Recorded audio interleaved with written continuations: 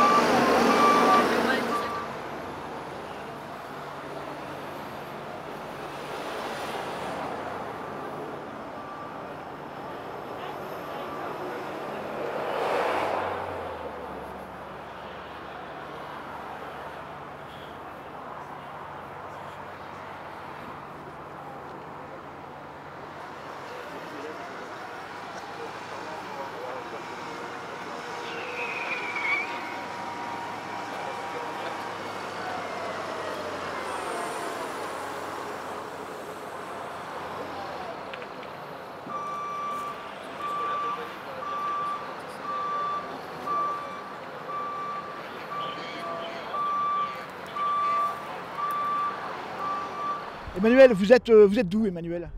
De Montreux-Fautionne en Seine-et-Marne. Ah d'accord, et vous, pourquoi êtes-vous là aujourd'hui, Emmanuel? Et parce qu'on a marre de travailler pour la gloire, si on peut dire. On est un peu les esclaves des temps modernes. On travaille des heures et pour un résultat, ma femme, elle gagne mieux sa vie que moi, c'est pour vous dire. Et il y a même des années où on perd de l'argent à travailler. Alors donc on n'en peut plus, quoi. On n'en peut plus. Alors, le mérite de ce mouvement, c'est qu'on parle peut-être enfin au grand public de toutes ces importations massives de nourriture produites sans aucun contrôle, alors que vous avez des normes absolument drastiques qui vous empêchent de, enfin pas qui vous empêchent de produire, mais qui vous contrôlent énormément. Ça ne nous empêche pas de produire toutes ces normes. On pourrait nous. Concurrence très déloyale. Par contre, il ne faudrait pas que toutes ces marchandises puissent arriver sans aucun contrôle et sans imposer qu'ils aient les mêmes normes de production que nous. Pourtant, c'est ce qui se passe aujourd'hui. Bien sûr, c'est ce qui se passe. On entend que plus de 50% de la nourriture et de la viande provient déjà de l'étranger. Je n'ai pas les chiffres en tête, mais ça dure depuis 20 ou 30 ans que ça s'ouvre les frontières. Tout le monde veut que la mondialisation, nos politiques, hein, je parle, hein, c'est eux qui décident, hein, c'est eux qui assument leurs conneries, hein, si on peut dire. Ils veulent de la mondialisation, donc ils ouvrent les frontières à tout va, sous prétexte de vendre un avion par-ci, par-là, allez hop, des produits agricoles y rentrent, qui sont pas du tout produits comme nous, et Nous, on pensait que les règles qui nous imposaient, c'était pour protéger le consommateur, c'était pour l'environnement autour de nous. Mais ça sert à quoi d'imposer des règles comme ça alors que tout rentre sans aucun contrôle et puis aucune règle comme nous? C'est débile, c'est débile. On veut laver plus blanc en France, plus blanc que blanc, et on laisse rentrer n'importe quoi, n'importe comment. Donc nous, on ne veut plus travailler comme ça. Vous vous rendez compte, à chaque fois, bien sûr, on revient, notre coût de production est beaucoup plus élevé que de l'étranger, malgré que ça traverse la planète, hein, des fois, les produits, les marchandises qui vendent. Attention, là. Et ça traverse complètement la planète. Quand on parle d'écologie, là, quand on voit qu'ils font transporter tout ça par cargo et ça traverse la moitié de la planète, c'est débile, alors qu'on peut tout produire en France. Enfin, c'est pas débile parce qu'au milieu, il y en a qui s'enrichissent à outrance. Ce système sert forcément à quelqu'un. En tout cas, à qui? pas nous. Alors c'est pas vous qui s'enrichit à outrance? Les industriels, la grande distribution? Je pencherai vers la grande distribution parce que des industriels, on a des coopératives qui sont déjà essayées pour regagner. Il y a une voiture un peu large. Il y a des coopératives qui sont déjà des outils de transformation, tout ça pour justement ramener un peu plus de plus-value aux agriculteurs de cette coopérative. Et ils sont matraqués derrière quand même par la grande distribution. Vous avez déjà vu des grandes distributions qui perdent de l'argent? Moi je vois tous, ils gagnent tellement d'argent qu'ils réinvestissent tout de suite. Pourtant, il faut des je vous interromps, il faut des grandes campagnes, nous sommes là pour soutenir les agriculteurs. Enfin voilà, c'est que de la com, on le sait, mais voilà. C'est de la com. Ça concerne quoi? Ils font un agriculteur sur 2000 ou 5000 qu'ils entubent. C'est de la com.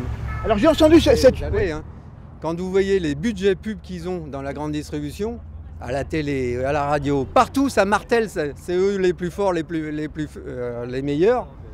Et ben oui, et nous on ne fait pas de pub. Hein. On essaye durement de gagner notre vie et on n'y arrive même pas. Alors quand ils se plaignent, il faudrait qu'ils viennent bosser à notre place et nous on irait bosser à la leur. On pourrait en rediscuter. Et j'ai entendu cette chose absolument, enfin moi qui me paraît absolument terrible, c'est que je crois que faut vérifier, mais 2025 ou 2026, la France va importer du lait. La France ne va pas produire assez de lait pour son territoire. À mon niveau, moi je suis... Bon, je sais, mais c'est possible. De toute façon, maintenant c'est comme ça. Vous avez une moto ou pas? Parce que là c'est un gros camion. Bon alors c'est bon, c'est pas la vôtre. Donc vous resterez mobilisé, Emmanuel, sur les jours qui viennent? Tant qu'on n'a rien obtenu, on lâche rien. Le mot d'ordre est là. Et je vais vous dire, quand on gagne plus rien, qu'est-ce qu'on a à perdre, hein? Avec les syndicats derrière vous ou pas?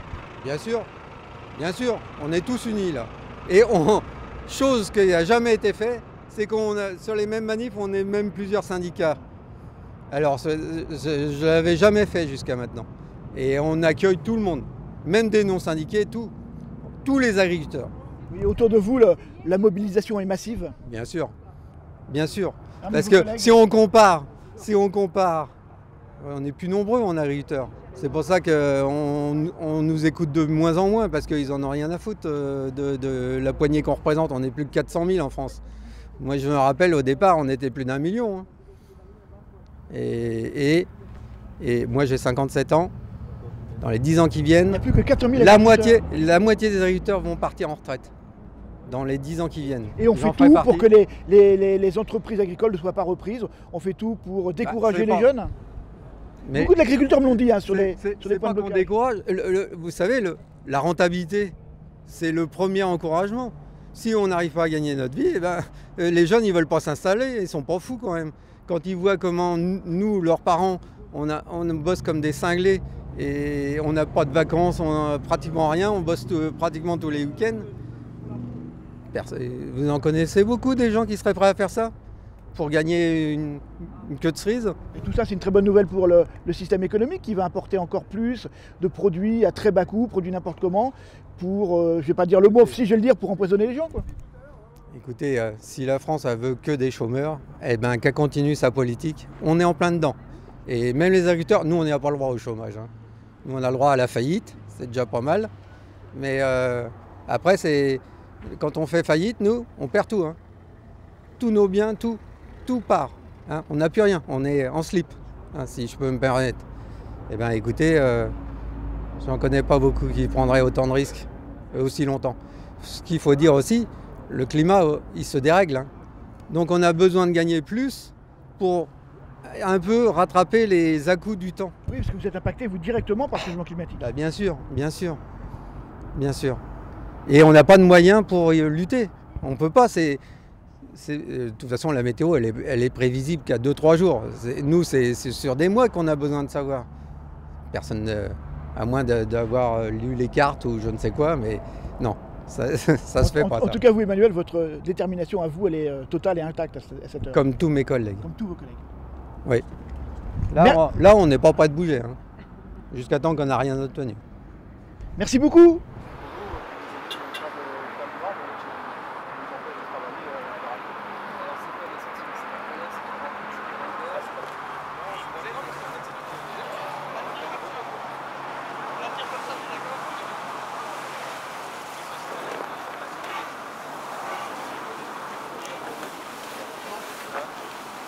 Va falloir faire des études pour être journaliste. Au moins d'avoir un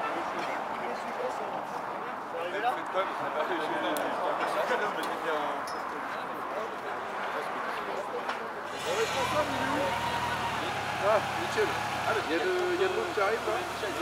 Le responsable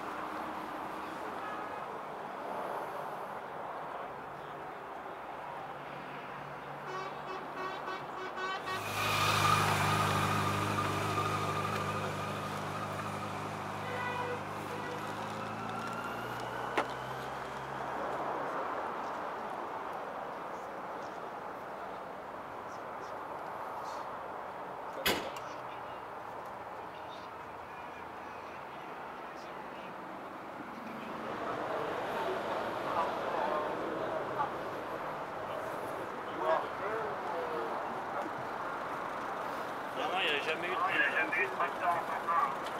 Qui ça? Christophe Morat et Théo?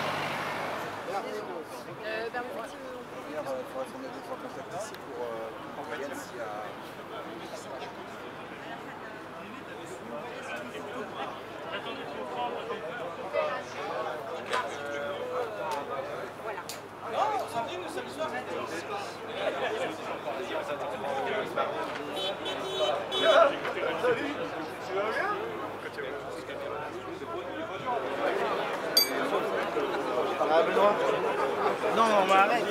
Par contre, c'est la scène émerge. Il est guidé.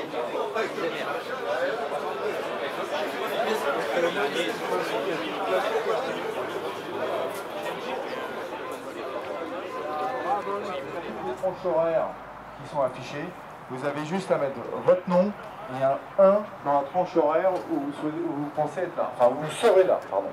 Donc c'est très rapide et comme ça, ça nous permet en permanence de savoir ce qui est prévu, la présence des uns et des autres.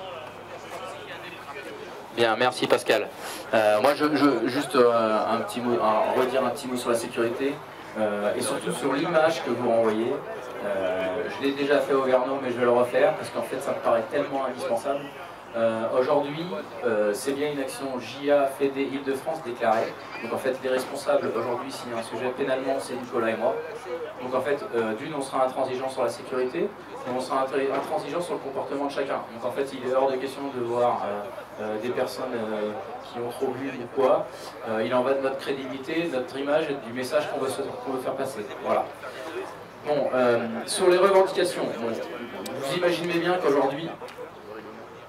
Ah oui, et puis oui, en effet, il y a aujourd'hui un règlement intérieur que j'invite chacun des responsables de syndicats départementaux, JA, Fédé, Coordination Rurale et tout autre syndicat, de venir et de se rapprocher de Nicolas pour que ce règlement intérieur soit signé.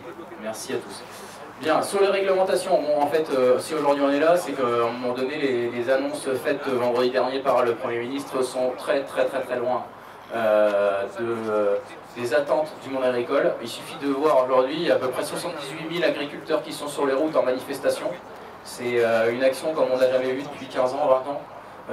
Peut-être que les plus anciens d'entre nous ont peut-être déjà vécu ça, mais en fait... oui, 92, peut-être Nicolas, oui, mais en effet. Mais en fait, aujourd'hui, on est vraiment sur une action où, d'une, ça emmène tout le pan de l'agriculture française. C'est bien qu'il y a un vrai problème de fond. Et au-delà de ça, c'est l'action d'une vie, en fait. Ces actions syndicales-là, on ne va pas les mener 50 fois dans notre carrière agricole, dans notre carrière professionnelle. Donc en fait, si on est là, il faut qu'on ait gain de cause. Et on ne partira pas tant qu'on n'a pas gain de cause. Ça, c'est un élément essentiel, et c'est un élément sur lequel on sera intransigeant. Deuxième chose, et c'est ce que je rappelle aux médias, mais ce que je rappelle aussi aux politiques, parce qu'en fait, il y a 2 secondes, on était avec des députés de la majorité, et dont une porte-parole du groupement Renaissance à l'Assemblée nationale, qui est en train d'appeler Gabriel Attal en direct, en remontant sur Paris, pour faire remonter ce qu'on lui a dit. En fait, ce qu'on a dit, c'est que ici, le blocus, il a démarré, on ne sait pas quand est-ce qu'il se terminera, mais il ne se terminera pas quand nous, ici, on décidera de le terminer. Il se terminera quand nos responsables nationaux décideront qu'on aura terminé. C'est un message important à faire passer, parce qu'en fait, aujourd'hui, le gouvernement joue un rôle qui est un petit peu malin, où il essaye de jouer entre les lignes des syndicats, et il essaye d'aller saupoudrer un certain nombre de petites mesurettes à droite à gauche pour savoir comment on va essouffler le problème. Sauf qu'en fait aujourd'hui on est un monde organisé qui est le plus syndiqué, qui est le secteur d'activité le plus syndiqué en France, et il est fort, c'est le moment de le faire savoir, et qu'en fait aujourd'hui c'est nos syndicats nationaux qui décideront si on sort ou si on sort pas. Voilà. C'est pas à nous, chacun que l'on est sur chacun de nos blocus, de savoir si on doit sortir, c'est vraiment nos nationaux, et c'était important de le redire, parce qu'en fait, ça évitera qu'on ait encore une nouvelle fois un gouvernement qui joue entre les lignes. Voilà. Bon, sur les revendications, je vais aller assez vite, vous les connaissez tous, et je pense que c'est essentiellement les messages qu'il faut faire passer aux médias. En fait, ça ne sert à rien d'aller dans les petites... d'aller dans le détail des mesures, parce qu'on s'y perd et c'est trop technique. Pour moi, il y a 4 grandes mesures. La première, c'est on demande la fin de toute surtransposition franco-française. Aujourd'hui, on est dans dans l'Union européenne, et qui plus est dans l'espace Schengen où il y a la libre circulation des biens et des personnes, ce qui veut dire que en fait, toute production qui est faite à l'autre bout de l'Europe navigue comme elle veut, sans aucun contrôle. Et en fait, aujourd'hui, il est indispensable qu'on ait les mêmes règles avec tous nos voisins européens à partir du moment où on est dans cet espace Schengen. Voilà, ça c'est la première revendication et on sera intransigeant dessus. Donc en fait, les surtranspositions, vous les connaissez tous, hein, c'est les EDNT, c'est les CSP, c'est Ecofito, voilà, c'est un certain nombre de choses. Et je pense que devant les médias, n'hésitez pas à dire ce que cela représente comme perte économique sur vos exploitations. C'est ça qui parle en fait aux médias. Si vous dites que vous perdez 1000 euros, 2000 euros ici, 2000 euros, mais en fait quel secteur d'activité aujourd'hui accepte de perdre juste par des simples réglementations ou des normes à droite à gauche, de perdre 3000 euros comme ça du jour au lendemain. Surtout qu'on n'a déjà pas de revenus, quoi. Donc première chose, sur transposition. Deuxième chose, toute la politique européenne. Donc en fait, on demande une vraie, la fin du Green Deal et surtout la fin des 4% de jachère. En fait, on ne peut pas avoir un double discours où on nous demande de l'autonomie alimentaire et en même temps 4% de surface non productive. En fait, à un moment donné, il faut un peu de cohérence dans le discours. Donc ça. On demande qu'on soit payé correctement sur les éco-régimes, parce qu'en fait, aujourd'hui, vous avez tous vu que vous avez perdu entre 15 et 20 euros de l'hectare, alors que vous avez tous fait les efforts pour être dans les clous, et en fait, encore une fois, l'État n'a pas tenu ses engagements. Mais c'est aussi tout ce qui va avec les mesures agro-environnementales sur les BCAE 8, les BCAE 7, etc. Donc en fait, le deuxième sujet, c'est l'Europe. Il faut de la cohérence. Et il faut de la cohérence aussi sur les décisions européennes en matière d'interdiction de molécules. En fait, on ne veut pas d'interdiction sans solution. Aujourd'hui, il y a des filières dans les grandes cultures, dans l'élevage, dans le maraîchage, qui sont en déclin, voire en train de mourir, par simple fait qu'on a interdit des molécules sans lesquelles on n'a pas de données de solutions en face qui sont viables économiquement et techniquement. Voilà, donc en fait, c'est très important d'insister sur ce sujet-là. Le troisième sujet, c'est les états généraux de l'alimentation. En fait, Gabriel Attal, le Premier ministre, a annoncé qu'il y aurait plus de contrôles. Nous, on a redit qu'en fait, les contrôles, le sport national en France, c'est de contourner les contrôles. Donc en fait, c'est pas que des contrôleurs en plus qu'on doit régler ce problème-là. À partir du moment où on met l'agriculture française au-dessus de tout, on entend qu'on applique des politiques protectionnistes comme c'est fait en Russie, comme c'est fait aux États-Unis, au Brésil, ou encore en Inde ou en Chine. Voilà. Donc ça, c'est le troisième point. Enfin, le quatrième point, c'est de la simplification administrative. Bon, vous êtes tous agriculteurs et vous avez tous remarqué qu'aujourd'hui, quand on veut décider, par exemple, de mettre une culture dans sa parcelle, il faut voir si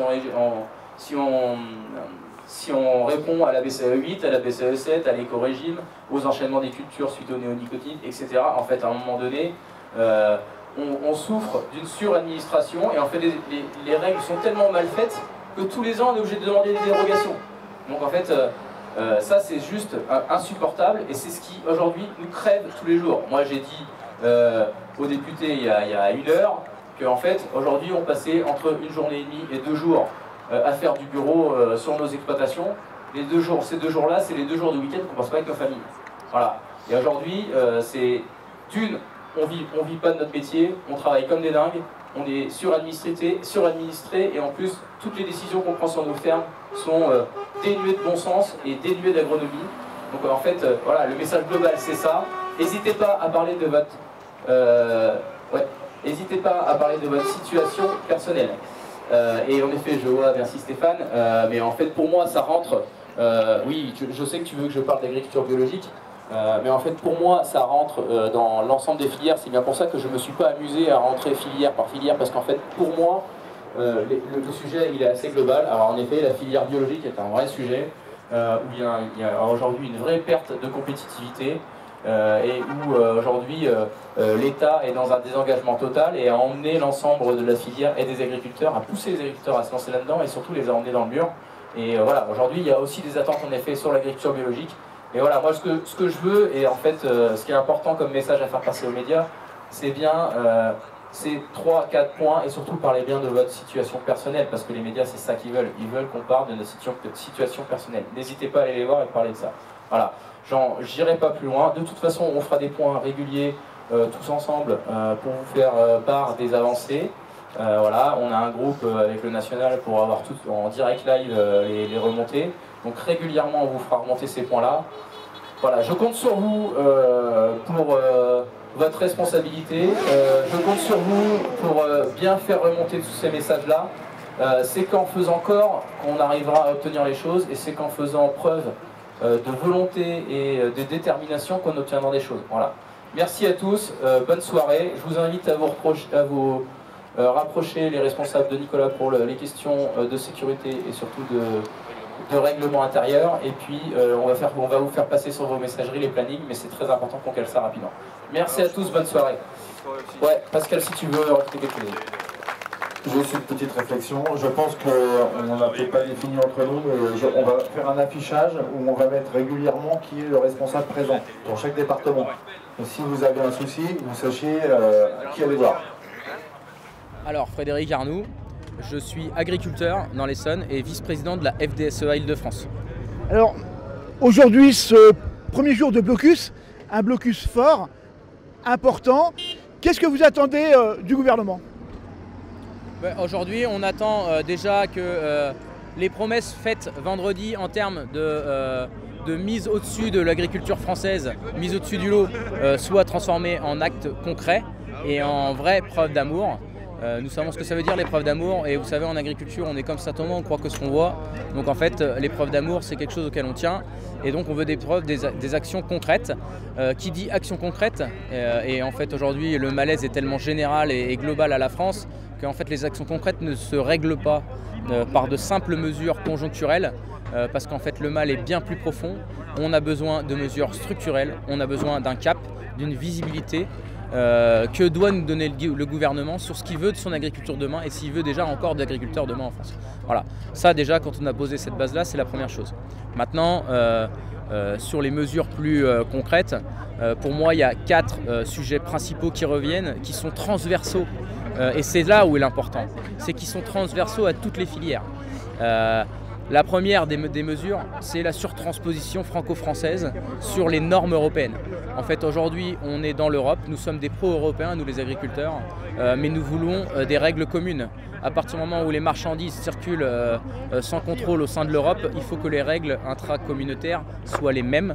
Et donc pour ça, nous ne voulons plus une seule surtransposition franco-française. Pardonnez-moi, les règles ne s'appliquent pas à tous les pays européens de la même manière pour les agriculteurs, pour la production des produits? Ben non, bien sûr que non. Je sais que l'étranger, oui, le Chili, l'Amérique du Sud, mais pas l'Europe. Mais bien sûr que non. Alors, la PAC, par définition, est européenne. Alors bien sûr que non. Bien souvent, on parle des molécules qui sont interdites en France et pas interdites dans d'autres pays. Mais ce n'est pas que ça. En fait, nous, on nous demande de faire du conseil stratégique, on nous demande de faire des zones de non-traitement, on nous demande de nous mettre un plan éco-phyto, etc. Ça, c'est du franco-français. C'est du franco-français. Donc en fait, à quel moment, pour moi, quand on dit on met l'agriculture au-dessus de la mêlée, c'est qu'on protège son agriculture. Pour moi, ça, c'est pas de la protection, c'est du détricotage. Donc ça, c'est la première des mesures. La deuxième mesure qu'on a besoin, elle est européenne. Donc on a besoin déjà de la fin du Green Deal. On a besoin que l'Europe revienne sur les 4% de jachère. Parce qu'en fait, quand dans le même temps l'Europe nous demande de faire de l'autonomie alimentaire et nous impose à tout agriculteur français pour le coup, tout agriculteur européen pour le coup, de ne plus mettre en culture 4% de nos surfaces, c'est juste intolérable, incompréhensible et paradoxal par rapport à la volonté de fond qui est la souveraineté alimentaire. Et ça aussi, clairement, de mettre l'agriculture au-dessus de la mêlée, c'est de protéger son agriculture, de faire en sorte qu'elle reste compétitive et productive, d'autant plus que l'Europe est certainement le grenier et les terres les plus fertiles du monde. Donc il faut garder ça en tête. Donc l'Europe, il y a un vrai sujet sur la politique agricole, sur le Green Deal, sur les 4% de jachère. Et plus globalement, parce qu'en fait on gère aussi des interdictions de molécules au niveau de l'Europe, on ne veut plus d'interdiction sans solution. Et qui dit interdiction sans solution, c'est pas des petites solutions où en fait on est à mal ou économiquement ou techniquement. Parce qu'en fait on a des pans de l'agriculture totale qui sont entières, qui sont en train de tomber. Donc à ce jeu-là, on est en train de tuer l'agriculture. Donc pas d'interdiction sans solution. Deuxième point. Troisième point, la loi Egalim. Donc là, pour le coup, ça ne touche pas exactement toutes les filières de la même manière. En effet, moi je suis plutôt céréalier, je ne suis pas touché par les Egalim. En revanche, sur ce point de mobilisation aujourd'hui, il y a des maraîchers, il y a des éleveurs, il y a des pépiniéristes, des horticulteurs qui sont totalement concernés par la loi Egalim. Et aujourd'hui, on a besoin que sur la loi Egalim, on aille plus loin que de simples contrôles. C'est-à-dire que dans le même temps, on a la Chine, la Russie, les États-Unis, etc. qui protègent leur agriculture. Et en France, on n'est même pas capable en interne de faire en sorte que les producteurs français soient mis au-dessus des importations étrangères d'une qui ne respectent pas nos normes et soient mis au-dessus de la mêlée pour que les Français puissent manger correctement. On a la chance d'avoir l'agriculture la plus durable au monde, il faut savoir la valoriser. C'est pas ça le fond du problème, ces importations. En clair, faut-il revenir sur les traités de libre-échange, TAFTA, CETA, Mercosur? Mais bien sûr qu'il faut revenir sur les traités de libre-échange, mais à un moment donné, nous on est bien content aussi d'aller exporter des céréales, de la vigne, etc. ou du fromage à l'extérieur. Mais en fait, dans les traités de libre-échange, aujourd'hui le problème c'est que l'agriculture c'est la monnaie d'échange. C'est la variable d'ajustement et c'est jamais en faveur de l'agriculture française. C'est ça le problème. Les traités de libre-échange, il y en aura toujours, mais il faut que l'agriculture française joue pleinement son rôle et soit pas la variable d'ajustement. C'est ça le problème. Aujourd'hui, quand on fait le Mercosur, le CETA, etc., en fait, d'une, on ne traite pas et on n'essaye pas de mettre l'agriculture française dans la balance, mais par contre, ça gêne personne de faire entrer du bœuf brésilien ou du poulet canadien ou je ne sais quoi d'autre. Qui est produit avec des produits interdits ici. Qui est produit avec des normes environnementales, mais aussi des fois des normes sociales qui sont complètement différentes et avec un gap bien plus important qu'est le nôtre. Mais dites-moi, j'ai entendu une chose qui m'a beaucoup choqué ces derniers jours au contact des agriculteurs. On m'a dit qu'en 2025 ou 2026, la France devrait importer du lait. Ça veut dire quoi? Ça veut dire que la France n'est plus capable de produire assez de lait pour son propre pays ou le lait qui est produit actuellement est exporté? Qu'est-ce que ça veut dire? Non mais... plusieurs agriculteurs me l'ont dit. Hein. Non mais je partage complètement en fait, c'est tout le paradoxe. Ça paraît ahurissant d'entendre ça. C'est tout le paradoxe. En fait, en France, on a une société qui veut du 100% bio, mais qui veut plus d'élevage, sauf qu'en fait, on fait pas de bio sans élevage. Et en fait, gentiment, on est en train de détricoter les filières élevage dans leur ensemble. Gentiment, on est en train de tuer l'élevage. Donc, dans le même temps, on tue indirectement la filière bio. Hein. Et en fait, on se retrouve dans des impasses où aujourd'hui, en effet, on apporte du lait, on apporte des œufs, on apporte 50% de notre volaille, on apporte du porc, etc. Des fois qui viennent même de Chine, de je ne sais où. Voilà. Et alors l'Ukraine en ce moment, qui est plutôt très contextuelle, rajoute un peu plus de problématiques sur tout ça. Donc oui, en effet, aujourd'hui, on tue gentiment l'élevage, mais c'est le cas de plein d'autres filières en fait. C'est malheureusement vrai sur beaucoup de filières. Alors j'ai entendu aussi, si vous me permettez, beaucoup d'agriculteurs me dire que dans 10 ans, 30% du monde agricole en France aura disparu si on continue comme ça. Vous pensez que c'est une volonté de réduire la surface agricole en France pour toujours importer plus de produits à bas coût et que ceux qui font des grosses marges aujourd'hui les fassent encore plus demain? Non, mais il y a une vraie question à avoir par le gouvernement sur le type d'agriculture que l'on veut. Est-ce que l'on veut une agriculture à l'échelle familiale, à l'échelle humaine, ou est-ce qu'on veut une agriculture avec plusieurs centaines de milliers d'hectares comme on peut avoir en Ukraine, en Russie, aux États-Unis? Déjà ça c'est la première question. Et puis j'ai perdu ce que je voulais dire. Ma question c'était en fait les industriels, la grande distribution veulent des aliments consommables, proprement produits ou de la marge? Ok, je vois. En fait, déjà très clair. C'est le cœur, on m'en parle partout. On me dit qu'on achète forcément des poulets moins chers en Amérique latine parce que la distribution va se faire une marge beaucoup plus importante que des produits, que des poulets produits proprement ici. Ah bah non mais ça c'est clairement la loi Egalim. En fait, ça vous tue? Bah oui, ça nous tue. Oui, ça nous tue parce qu'en fait, la loi Egalim, c'est clairement de prendre le coût de production pour faire un juste prix. Et en fait, notre poulet, notre viande, notre lait, nos céréales ne se vendent pas parce qu'en fait, nos coûts de production sont bien trop élevés par rapport à ce qui se fait dans d'autres pays. Donc en fait, c'est clair que c'est pour ça que la grande distribution se fait beaucoup de marge sur les produits étrangers. Et puis en plus, même en se faisant plus de marge, ils restent plus compétitifs que nous. Donc c'est là où est le problème. Maintenant, en France, les surfaces agricoles, je ne pense pas, diminueront. les tailles d'exploitation de toute façon finiront par grandir, mais bon, on peut rester sur des tailles humaines, il faut juste avoir le courage politique de le vouloir. Mais les surfaces seront toujours là. Aujourd'hui, on a la chance d'avoir un terroir en France comparativement à l'ensemble du monde qui est très très fertile et qui nous permet de produire à peu près tout comme on veut, en quantité.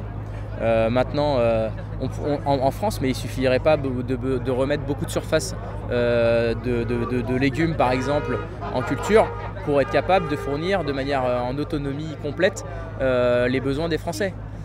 Donc en fait, voilà. Et moi, j'attire aussi votre attention sur le rôle de l'agriculture à l'export. Il faut quand même savoir que la balance commerciale de l'agriculture au niveau français est quand même positif, ce qui est un des rares secteurs d'activité en France qui ramène encore de l'argent à l'État. Donc en fait, il faut savoir ce que veut faire l'État de tout ça, mais en fait 15 milliards d'euros par an, je crois. Voilà, est-ce que l'État est prêt aujourd'hui à s'asseoir dessus en ayant 2 milliards d'euros de dette? Bon, chacun voit midi à sa porte, mais le rôle de l'agriculture qui part à l'export est aussi très important, et aussi très important d'un point de vue géopolitique, etc. Donc en fait, tout ça, c'est des questions de fond sur lesquelles on attend des vraies réponses de l'État. Et moi, j'ai surpris en flagrant délit tout à l'heure les députés de la majorité qui me disent il y a un certain nombre de décisions qu'on peut prendre, mais il faut qu'on écoute l'opinion publique. En fait, moi je suis désolé, mais en fait, c'est pas ce qu'on attend d'un politique. Un politique, il est là pour faire en sorte que ça serve l'intérêt général, pas de savoir si ça plaît ou si ça plaît pas. En fait, ça s'appelle simplement du courage politique. C'est-à-dire que si dans l'intérêt général, il faut expliquer aux gens que c'est comme ça et c'est pas autrement, même si au départ c'est pas électoraliste, eh ben tant pis en fait. Mais c'est ça la France, dont souffre la France, c'est qu'aujourd'hui on a des politiques qui font de l'électoralisme avant de faire de l'intérêt général. Et ça c'est un vrai problème. Ça c'est un vrai problème. Et en fait il faut absolument que eux-mêmes changent de logiciel pour que aujourd'hui on retrouve un peu de bon sens dans les prises de décision. Alors face aux enjeux économiques, de groupes qui gagnent beaucoup d'argent, est-ce que vous pensez que Gabriel Attal et le gouvernement vont avoir du courage politique, comme vous me le disiez un instant, pour aller vers vos revendications dans les heures qui viennent? Ça, j'aimerais bien vous répondre. On verra dans les heures, les jours qui viennent. Et vous resterez mobilisé ici autant de temps qu'il faudra? En fait, je vais vous redire ce que j'ai dit tout à l'heure. On va rester mobilisé tant que nos syndicats nationaux n'auront pas dit on siffle la fin de la récré. En fait, c'est nos syndicats nationaux. On est une profession qui est organisée, qui est très syndiquée. Et en fait, le jeu du gouvernement, c'est de jouer un peu entre les lignes des syndicats, etc. En fait, c'est un jeu très dangereux qui, un jour, va se retourner contre eux parce que le jour où il n'y aura plus de syndicats, eh ben, on finira comme les gilets jaunes où ça va être la guerre. Donc, en fait, à jouer à ce jeu-là, ils prendront leurs responsabilités. Aujourd'hui, moi, j'ai rappelé aussi aux députés que ici, les blocages, et en Ile-de-France, mais aussi partout en France, ils ne se lèveront pas parce que le Premier ministre se déplace sur un blocage, ils ne se lèveront parce que à un moment donné, nos syndicats FNSEA, JA, nos responsables syndicaux ont dit on siffle la partie, terminée. Et vous verrez que tout le monde rentre chez soi. Et puis la puissance du monde agricole est telle que le gouvernement finalement n'aura pas d'autre choix que de lâcher à un moment ou à un autre. Oui, et puis en plus, ça vient à l'encontre de ce que j'ai dit tout à l'heure, mais en plus on a l'opinion publique. Donc en fait, oui, on le voit, les gens klaxonnent massivement, les gens bloqués dans les bouchons ne râlent pas, ils vous applaudissent. On l'a vu tout à l'heure, c'est assez impressionnant. En fait, on a l'opinion publique et puis en fait, nous les blocages, on les a organisés de telle manière que ça embête les gens, mais l'idée c'est de vraiment les embêter le moins possible. Enfin, on n'est pas là pour empêcher les gens d'aller travailler. Sincèrement, ça nous fait pas plaisir de faire des blocages. C'est pas du tout des actions qu'on aime faire, mais malheureusement, aujourd'hui, on est dans un pays où on ne peut faire que comme ça. Déjà qu'on arrive à faire une manif, c'est déjà beau parce qu'en fait au mois de novembre l'État nous a interdit d'aller faire une manif. C'est à se demander même si on n'est pas dans un pays où on est totalitaire, où en fait on interdit la libre pensée et la libre expression, mais on nous a clairement interdit une action pacifiste en nous disant, en fait on ne nous l'a pas interdit, on nous a dit que si on faisait quelque chose, même pacifiste, on nous foutait en garde à vue. Voilà, très bien. Aujourd'hui vous êtes massivement sur le terrain et vous montrez votre force. Je vous l'ai dit tout à l'heure. On est totalement massivement sur le terrain, totalement déterminé, et en fait on ne repartira pas de là tant qu'on n'aura pas eu ce qu'on veut. Voilà. Et en fait qui ne croient pas qu'ils ont affaire à des mecs qui au bout de 2 jours vont en avoir marre. En fait ça fait 10 jours que ça dure, c'est certain. Nous on démarre et en fait il n'y a aucun problème. On a la Dordogne qui va arriver, on a des départements du sud qui vont arriver. Et en fait, on peut assez facilement se faire des petits roulements tranquilles une fois tous les 3-4 jours. Donc en fait, ça peut durer 3 semaines, il n'y a pas de problème. Et une toute dernière question, si vous m'y autorisez. On est en contact avec des agriculteurs du sud de la France, notamment d'Agen, qui remontent sur Paris et leur objectif est clair, c'est bloquer Rungis, qui est le grand marché de distribution alimentaire pour Paris, pour les gens qui ne connaissent pas. Qu'est-ce que vous en pensez? Moi, sincèrement, en fait, Agen, c'est loin de Rungis. Donc déjà, je ne suis pas sûr qu'ils arrivent à aller jusqu'à Rungis parce qu'on voit les forces de l'ordre qui sont mises en place. Moi, sincèrement, nous, on est franciliens, on a des producteurs franciliens et un paquet qui vont à Rungis. Rungis, c'est un vrai outil pour nous, agriculteurs franciliens. Il n'a jamais été, il ne sera jamais question d'aller bloquer Rungis. Voilà, en fait, c'est notre outil de travail. On a des liens étroits avec la Cemaris et avec le patron de Rungis et avec les grossistes. Et en fait, oui, alors forcément, il y a des produits étrangers qui transitent par Rungis, mais objectivement, c'est pas de la faute de Rungis, objectivement, c'est de la faute de l'État. À un moment donné, c'est à eux de prendre leurs responsabilités et d'organiser le chantier, quoi. Oui, l'idée, c'était pas de mettre Rungis en cause, mais de dire que c'était un blocage supplémentaire pour mettre une pression sur le gouvernement. En fait, l'idée, c'est quand même pas de se tirer dans les pattes entre agriculteurs. Bon, voilà. Mais je pense que, en fait, je ne leur jette pas la faute. Moi, ce que je pense, c'est qu'ils sont loin de tout ça et qu'ils s'imaginent pas comment c'est organisé ici en Ile-de-France. Voilà. Parce qu'en fait, aujourd'hui, on a des représentants, on a quelques jeunes de la coordination rurale, puisqu'en fait, on parle de la coordination rurale pour le coup. On a quelques jeunes de la coordination rurale qui, eux, me disent mais il est hors de question qu'on aille bloquer Rungis. Donc voilà, je pense qu'il y a des problématiques locales qui sont très locales et voilà, je pense que c'est important d'avoir ça en tête quand même. Je vous remercie.